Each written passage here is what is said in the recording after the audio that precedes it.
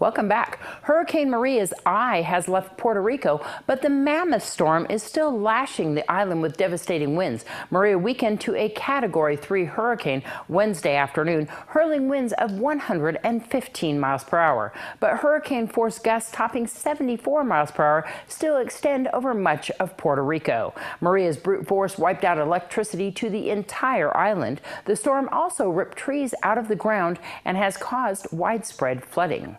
Here's Angela Miles with today's Business First Brief. Topping our news, Ford is about to briefly idle 5 plants, 3 in the U.S. and 2 in Mexico. Ford wants to reduce inventory of slow-selling models, including the Ford Fusion and the Ford Focus.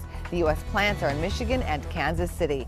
FedEx is blaming Hurricane Harvey and a cyber attack on its TNT Express unit for its lower profit on the quarter. The delivery company's revenue came out in line with expectations at $15.3 billion.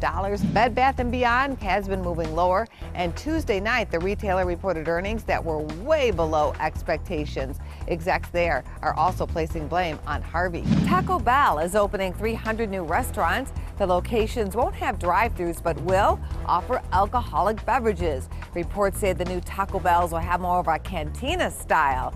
She lost the election, but former presidential candidate Hillary Clinton is already a winner on Amazon. Her new book raced to #1 on the Amazon bestsellers list.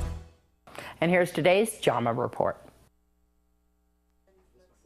Knee osteoarthritis is a leading cause of disability and a driver of rising medical costs because the painful condition can often lead to knee replacement surgery. It's expensive because of out-of-pocket costs for medical treatments, work loss, and also being the main reason for needing a joint replacement.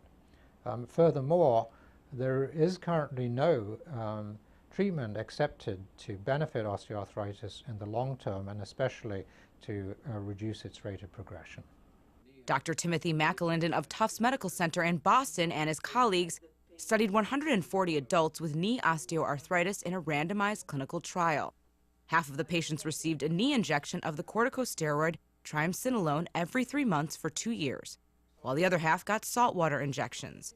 The researchers measured the level of knee pain at each visit and performed MRI scans annually to measure changes in cartilage and other structures within the joint. The study appears in JAMA, the Journal of the American Medical Association. Both groups experienced some improvement in pain, but there was no difference between the groups at any time point. Physical function remained about the same, and when we looked at the MRI scans, while there were no major differences between the groups, the precise measures of cartilage volume showed more loss in the group that had been assigned to the corticosteroid. The results of these studies do not support the use of long-term repeated corticosteroid injections for the management of pain or structural progression in osteoarthritis, and in fact indicate that there may be more cartilage loss in people who receive the steroids.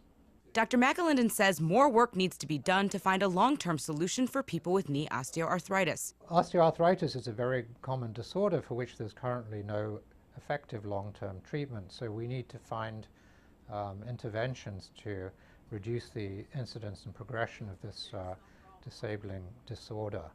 Laura Berger, the JAMA Report. News 46 WeatherCam is brought to you by Glenn Lerner Injury Attorney's Office in Pahrump. In a wreck, need a check? Call 702-877-1500. Let's take a look outside on your Glenn Lerner weather cam. There you go. And we will have weather from the desk and some other stories right after this.